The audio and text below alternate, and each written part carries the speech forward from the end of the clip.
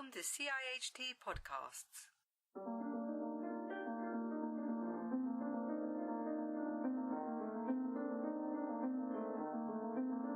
Today we are exploring a wide range of aspects, from new research that looks at cyclists' exposure to risk, to how exposure to risk for individuals varies, and this highlights inequalities, particularly for disabled and low-income households. I'm joined by Dr. Rachel Aldred, a reader in transport at the University of Westminster and a leading researcher in this field. Hello, Rachel. Can we start off just the wider question about benefits of cycling, because I don't want this to be a negative thing, so if you could kind of give some indication of that and then we'll go into the research. Exactly. I mean, one reason why I'm looking at injury risk for people cycling and walking is that these are things we want people to do more of. They have big benefits. There's big benefits for society, particularly where car trips are replaced, but also big benefits for public health if we can get our population more active, and in particular building cycling and walking into everyday activities, everyday life is a great way to do that. People will be healthier. But a big barrier to people walking and cycling is that they feel it's risky, and risks are higher, particularly for people cycling and for some groups of pedestrians, than they ought to be.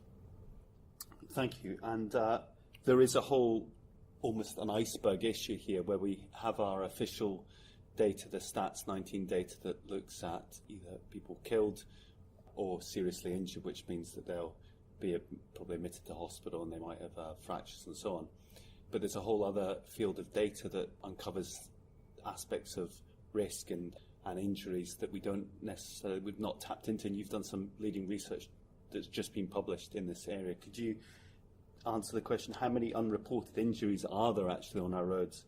And in kind of almost more importantly, who is most affected? Yep.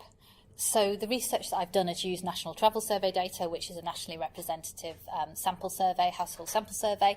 And since 2007, people participating in this survey have been asked about what have been described as road accidents. So we have data from people's self-report data of people's own experiences, their own descriptions of having experienced an injury or a collision or a crash. So this is quite interesting. And what it reveals is that there are around 5 times more injuries on the public highway than we get in Stats 19 injury data. I mean, we know Stats 19 substantially underrepresents slight injuries. However, this data allows us to put a figure on that, and it is around 5 times higher.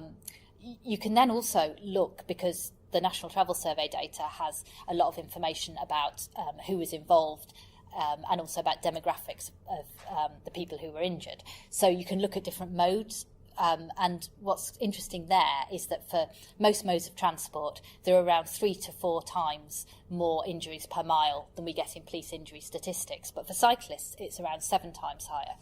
And this, I think, is quite interesting. I mean, most of those extra injuries are slight injuries. They don't necessarily even involve someone going to the doctor. They could be cuts and bruises, for instance. But I think they contribute to a perception that cycling is unsafe and is risky. And most of these incidents are happening in collision with motor vehicles. So I think although these don't have a big health impact necessarily, they're still things that we need to reduce to improve people's experience of cycling. And as part of that, there was highlighted by Road Peace, they said that it reveals a great inequity in our road network. We may share the same roads, but we don't share the same risk, and particularly for disabled groups, that was a kind of a stark and almost shocking finding of the research. It was. So for pedestrians, I then focused in on pedestrian experiences. So in the data, most pedestrian injuries are were caused in collision with motor vehicles, followed by pedestrian falls. So this data set has pedestrian falls reported, which Stats 19 doesn't. So that's also interesting. So then I went on to look at which pedestrians were at higher risk of being injured by a motor vehicle or in a fall. And as you say, there were some quite shocking inequalities. So disabled people were at higher risk, 4 or 5 times higher risk per kilometre walked of being injured by a motor vehicle or being injured in a fall. I also found that, for instance, lower income households, around 3 times more likely per kilometre walked. Similar pattern for people in households without a car. Now, some of those are the same, that's the same kind of relationship, because people in low income households are less likely to own cars. But that also, I think, highlights part of the distributional inequality that we're seeing here. So when you look at injuries caused by motor vehicles, the people who are disproportionately suffering from them are people who do not themselves own motor vehicles. So I think there is a real social justice issue there. Interesting, and there's also questions for planning and the environments that people live in that need to be explored further. I think so, and really I think we've only sort of scratched the surface of the kind of spatial data analysis that we could use, data that we could collect and use to look at this. So I'd be interested in comparing, looking at if people on low incomes are walking in more socially deprived areas, what are those environments like, what are motor traffic speeds like, what are crossing provisions like, and so on, compared to, for instance, more affluent people walking in more affluent areas. And I suspect that there are some discrepancies there, but, this is a hypothesis, it's not proven. And another piece of research looked at whether drivers using residential streets put pedestrians at greater risk than drivers using main roads. What were the kind of key findings from that? Well, this piece of research used police injury collision data, Stats 19, and DFT data on distance travelled. And the reason why I was interested in main roads versus residential roads is that there's increasingly now drivers have GPS, they have real-time information about, for instance, where main roads are congested. So there's an argument that people are increasingly detouring to avoid main roads so that they bypass that congestion. On the other hand, we see some local authorities, for instance, Hackney, where I live, in East London, that have put in place restrictions on motor traffic in residential areas, partly to try and get that motor traffic back onto the main road. So my interest was, what risk is posed by people driving on a main road compared to driving on a residential area? Are they creating more injuries in one case than in another? And it was quite interesting because, yes, drivers were around 40% more likely to injure a pedestrian when they drive a mile along a residential street compared to driving a mile down a main road. Now, this doesn't tell us why this is the case, but it is an interesting finding and does suggest that rat running has implications for pedestrian injuries. Now, one slight caveat is that on main roads, injury severity, once a crash has occurred, tends to be higher. So the gap between pedestrians killed and seriously injured on residential roads and main roads was narrower, but still drivers going a mile down a residential road are more likely to kill or seriously injure a pedestrian than they are driving a mile down a main road. Another interesting final point here is that I was able to compare different vehicle types, and HGVs going a mile down a residential road are particularly problematic. They are substantially more likely to kill or seriously injure a pedestrian than an HGV going a mile down a main road. So it seems like if HGVs are cutting through and using residential streets, that's particularly problematic, including in terms of serious injury. And there's aspects probably of temporary traffic management and so on within sites to make sure that pedestrians are protected as a possible measure to reduce the risk in sites. The other aspect that another piece of research looked at was safety in numbers, and it seems intuitive, I guess, the more cyclists, this is focusing on the cyclists, the more cyclists you have, the safer the environment will be. But your research looked at that over a period of time and found something that maybe people wouldn't necessarily automatically assume. Yes, so this is interesting and a little bit complex. So safety in numbers in terms of more cycling, safer cycling, has been shown in a variety of studies at an area level at a point in time, i.e. if you look now across Britain, those places with high levels of cycling like Cambridge will be safer than those places with low levels of cycling like Bolton, for instance. So that's been found in a variety of contexts, although the reasons for the mechanism, the causality remain debated. So the idea behind this paper was, well, okay, we know that places that now have lots of cycling are safer than places that now have little cycling, but what about change over time? What about as cycling levels go up or down over time, how does that impact on safety? So if a place has cycling going up, is it likely to see a relative improvement in safety compared to a place where cycling is going down? So this was interesting. We built a regression model to look at this, and we found that yes, looking at 91 to 2001 and 2001 to 2011, there was longitudinal safety in numbers. So it was generally, if you were cycling, it was better to be, in terms of the change in risk, to be cycling in a place where cycling was going up compared to being in a place where cycling was going down. So we sort of found that did operate over time. But the counterintuitive bit is that in that second period, between 2001 and 2011, the number of cycle commuters, which was our measure of the amount of cycling, went up 14% between 2001 and 2011. So you would think with safety in numbers, that increase would lead to an increase in safety across Britain, but it didn't. Actually, the number of KSIs per cycle commuter actually went up by about 3.5%. Whereas for pedestrians and motorists, we saw a substantial decline in risk. So the takeaway from that, for me, is that, say, one can't sit back and think, OK, cycling's going up by 14% or whatever it is, it will automatically get safer. That is not necessarily the case. Even though the safety numbers mechanism seems to operate, it doesn't follow that just having more people cycle will lead to safer cycling.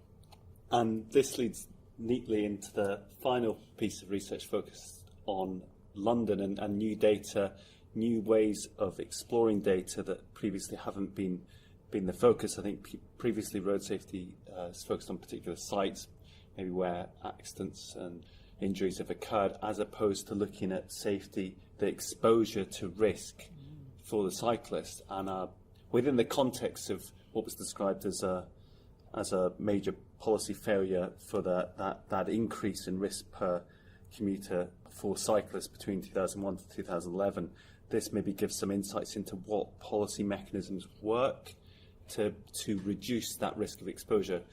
So could you explain a bit about that?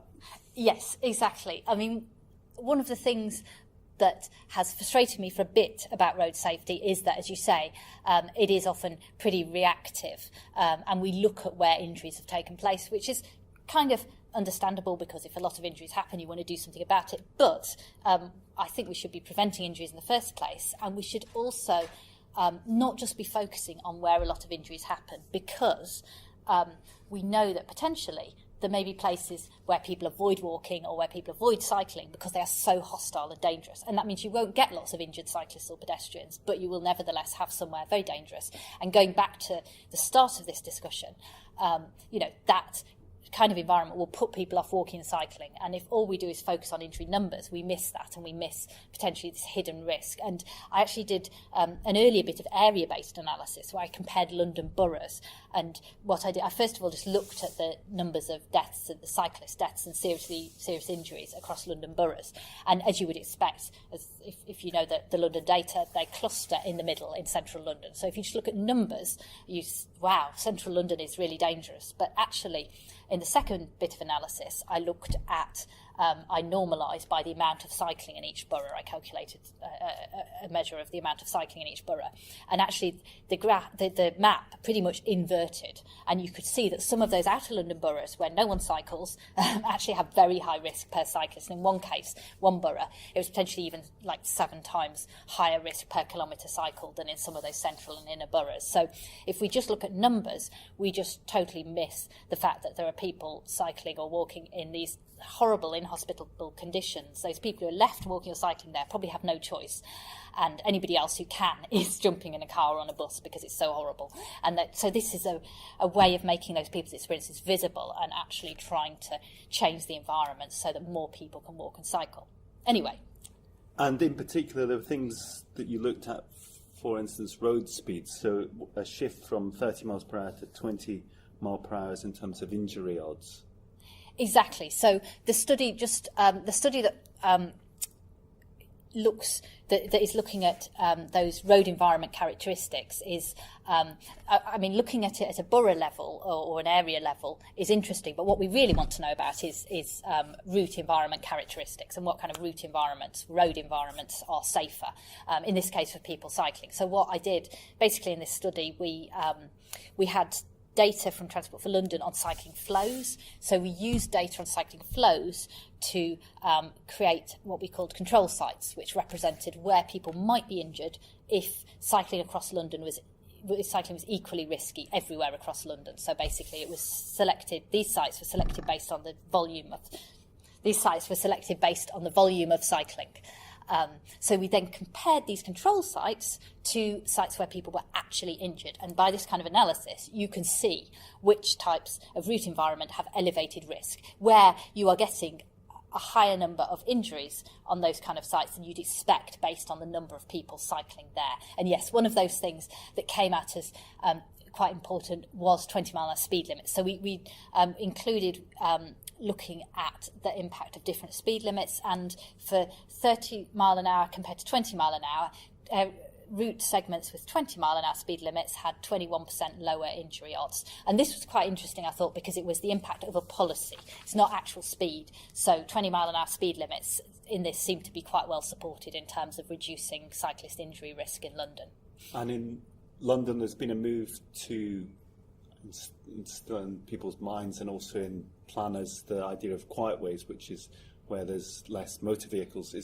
Is that supported by your evidence in terms of the exposure to risk in decreasing the exposure to the number of motor vehicles on a particular route? Yes, so that was something else we were able to include. We were able to separate it from the influence of road type, so whether a road is an A road or a type of minor road. And yes, motor vehicle volumes did make a difference, and the lower the levels of motor traffic on a particular route section, the lower the cyclist risk of injury. And just to give an example, streets with under 2,000 motor vehicles a day, which are relatively quiet streets, around a quarter of all cycling takes place on those streets, so they're quite popular among people who cycle, and only around 13 or 14% of injuries are actually taking place on those streets. So you can see that those are relatively safe places for people to cycle, and if we can create more streets like that, that should help reduce cycling injuries. And the timescale for this study was before we've seen quite a lot of infrastructure investment in segregated cycle routes. So I think the next study will be looking at post-2016, is that right? It'll use data from 2016 and the first half of 2017, yes. So we will be able to include the impact of new London cycle infrastructure, which is really exciting because the study that inspired me, which was by a Canadian professor called Kate Eschke, her study was in Vancouver and Toronto, and it was a related method, and she found that separated cycle tracks had a ninth, cyclists on those had a ninth the risk of injury compared to people cycling on busy roads with car parking. So potentially cycle tracks could make a really big difference to injury risk, but let's see what happens in the London context. It'll be very interesting to see what those results are. And just within the wider context, the Netherlands is often held up as an example of one of the, sort of, if not the leading country in the world for supporting cycling. What's the level of risk compared to the level of risk we have in the UK? When you're comparing countries, you have to compare deaths. You can't compare injuries because countries have different recording systems for injuries. So comparing the risk of death per kilometre cycled in England versus the Netherlands, then it's around a fourfold differential. So 4 times higher risk per kilometre cycled in England compared to the Netherlands. But it's worse than that sounds, actually, because in the Netherlands, their age profile of cyclists is very different to ours. The Netherlands has a lot of older people cycling. And older people, it's interesting because older people have a great health benefit from cycling. The physical activity benefits are massive, but they also have elevated injury risk. So you would expect, based on the age profile, the Netherlands to have more cycling deaths per kilometre than England, but that's not the case. I did a little bit of looking at some analysis Jenny Mindell and her colleagues had done, where you compare age and gender brackets, and I found that, for instance, for women in their 30s, comparing England and the Netherlands, the risk differential was more like 7-fold. So, the risk is higher than it should be, and it's kind of the tip of an iceberg, because I think what also matters for people considering cycling or not is everyday experience of minor injuries or incivilities or near misses. And from all this research, what would be some of your key messages to government? There is a cycling review that the government launched in 2017 on cycle safety. There's obviously recent reports on shared space. There's other aspects looking at the experience for disabled users on transport networks. So from all of this, what would be some of your key messages back? And I think that's probably a good final question to end on.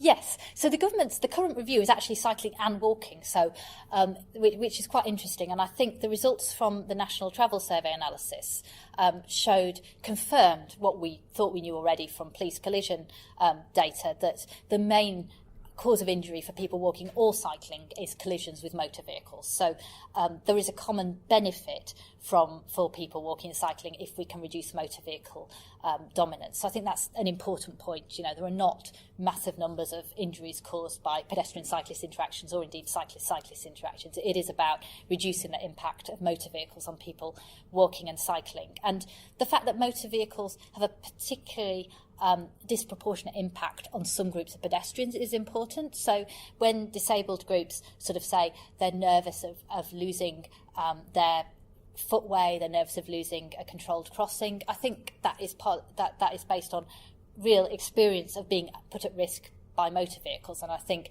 it kind of supports recent discussions around the shared space concept that sort of suggests that it is most effective when you've got low levels of motor vehicles, because then you are not exposing these groups to greater risk through having to mix with lots of motor traffic. There's a need to look at the walking environments that people have, lower income people have, because they seem to be at elevated risk, and to ensure that we're not just prioritising motor vehicle throughput in those areas. A kind of anecdotal example, I guess, is when I was doing my PhD research, I was doing some research around the area, East London, Bromley by Bow, and there were a load of people who were living in tower blocks who generally didn't have cars. There were a lot of high rates of asthma among the children. The area was horribly severed, and this was in order to prioritise motor vehicle throughput. And that kind of environment, I think, is what leads to these elevated pedestrian risks. In terms of people cycling, then it's clear that we can't just sit back and say, well, you know, if cycling in some places at least is going up, everything's going to be okay. We actually need to